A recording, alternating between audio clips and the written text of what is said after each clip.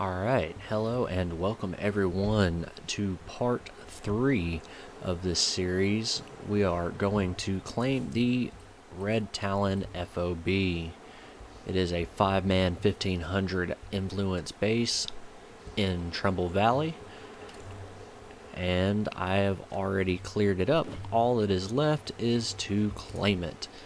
So, the Red Talon used to run serious military ops out of this location. Something big and scary must have chased them out because this place is in freaking shambles now.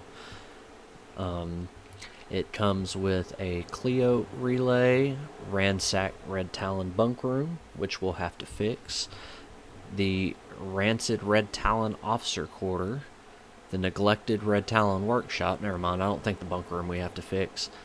And a Red Talon armored storage, 4 parking slots, and a Red Talon watchtower. Now that I'm thinking about it, I can't honestly remember what we have to fix, as I usually don't come here, because I don't typically recommend this one. I typically recommend the next one that we're going to go to. But if you haven't used any of the Red Talon stuff, it is actually pretty cool so that you can see what they do, essentially, and see if it's worth your while to grind out some daybreak. But without further ado, we will claim it. Okay, and we're back for the rest of the base review. As you can tell, it looks a little bit different than it did before. We've got things built, and it is ready to go. So without further ado, let's go over this. So you only have 2 customizable slots, a small and a large. I'm going to go over those first since there's more of them. So the large slot, I put a lounge. As you'll find out in a minute, it's a little bit redundant to put a lounge. You should probably stick with a trade depot or even a field hospital. That way you can free up this second slot. That small slot, you could put a still or a fighting gym.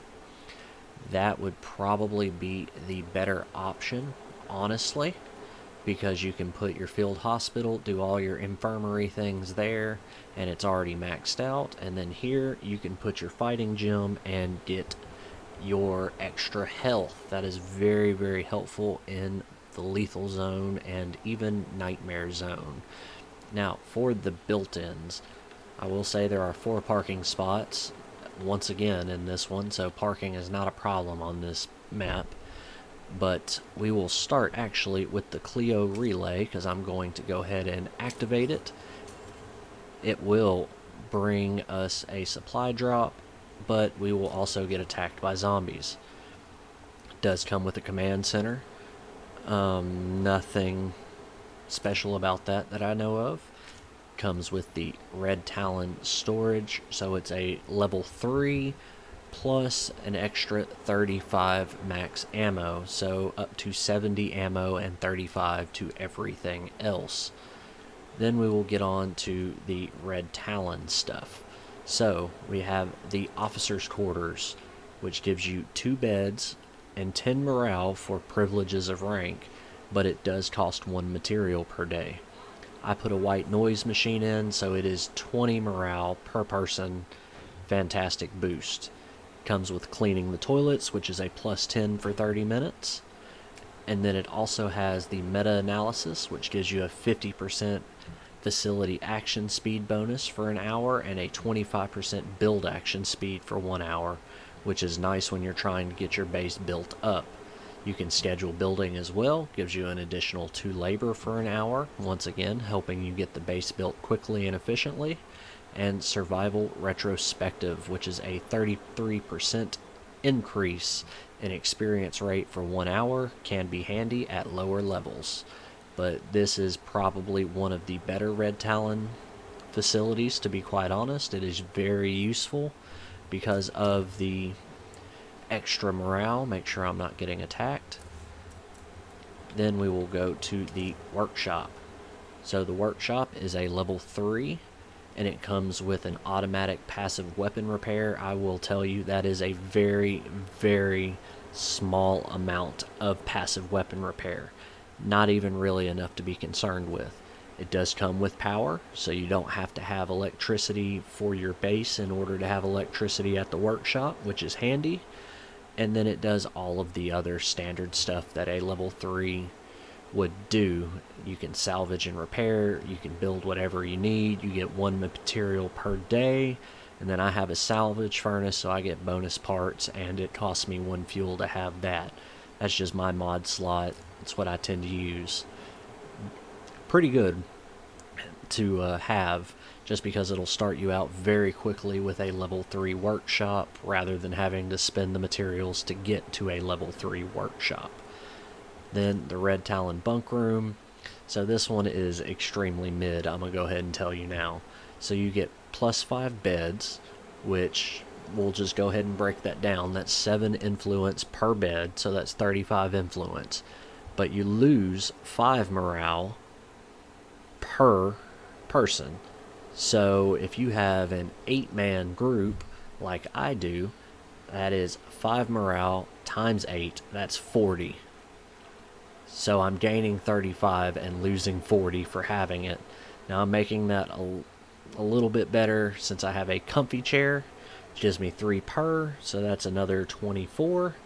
So I'm gaining 14 morale because I have a comfy chair, and it costs me 1 material per day. Pretty mid, not really worth it, to be 100% honest. Then we have the Red Talon Watchtower, which costs 1 material and 1 ammo. It'll have 3 active guards, -6 siege threat, and a Clio fire support. So the Clio fire support, I believe, pops up in Daybreak. Yep. You can direct a Clio drone to deliver a high caliber frenzy of bullets at the user's location. We will actually be using it here in just a minute to demonstrate once that finishes. The Watchtower, though, I don't recommend regular Watchtowers, so I'm not really going to recommend you go out of your way to get this one. If you just get the officer quarters and the workshop, then you're good to go. You need no more. That will take care of you, because this is like having a baby lounge almost. Because look, you get a +3, and then if you have electricity, you get another +3, so that's 6 morale with electricity per person. This one just gives you 10 per person right out of the gate. And then if you couple it with electricity and you have a white noise machine, that's another 10, so that's 20. So yeah, and the beds are the same, so I'm not even counting them. So yeah, that's pretty awesome. It works a little bit better than a level 2 lounge. Level 3 is where you get neat stuff, but just as it sits, Red Talon Officer Quarter is awesome. And like I said, the workshop is also awesome because it's like having a level 3 right out of the gate. And I think this is about to begin. But that's it for the base, really. There's nothing more I can add. We're just going to do this Clio relay so that we can get the drop, and you can see what that drop entails. Watch it drop right over there by that juggernaut.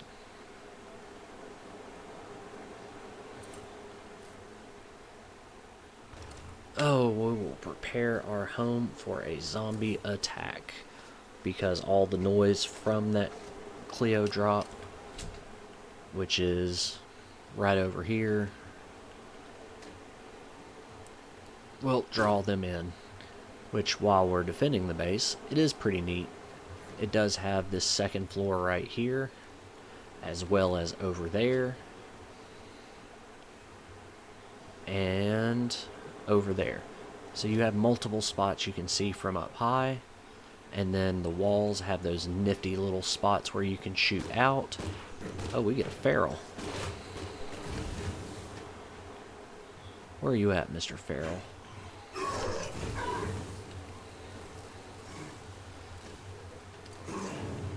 Keep him on fire. And we will use... Oh, it costs prestige to use. Well, that's annoying. I'm not going to waste my 125 prestige on that. I'll just light these fools on fire. because that's how I deal with people. I just burn them. I see the screamer out there.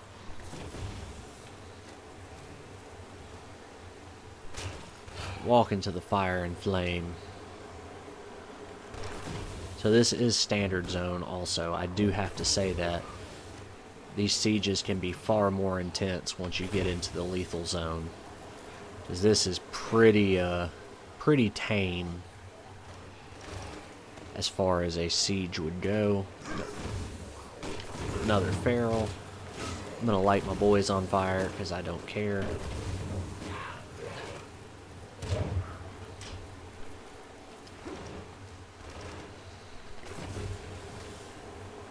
It is a long siege, and it is slightly boring simply because this is standard zone, so it is pretty wimpy.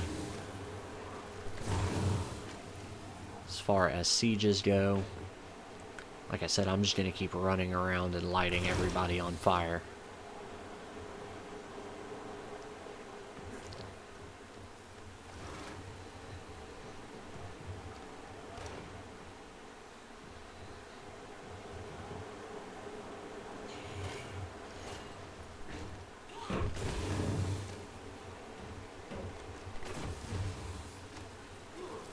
All you really have to do is just keep the doors on fire. You will deal with all of the zombies as long as you keep those doors on fire. Try not to burn your cars like I just did. Oh, here comes Mr. Juggernaut. And a screamer.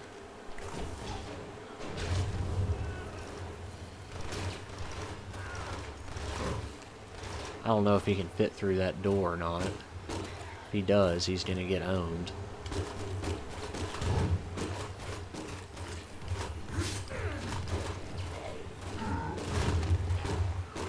Told you. He didn't have a hope.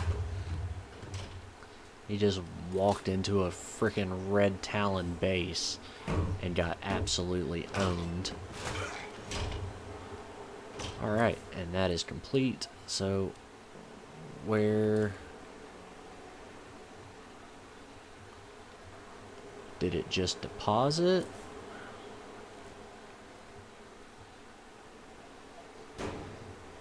I guess it did. I don't know. That's weird.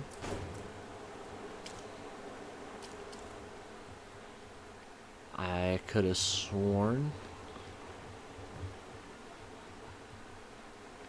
that we would have to go get it. I never really bothered to use it because I didn't want to deal with a siege. But I don't see it anywhere. So I'm guessing it just deposited stuff in. Let's see if I have anything I didn't have before. I don't remember that. Yeah, I do. Never mind. Assuming it'll be Red Talon stuff. I see nothing. I see nothing. Did I get like Cleo ammo? No. Huh.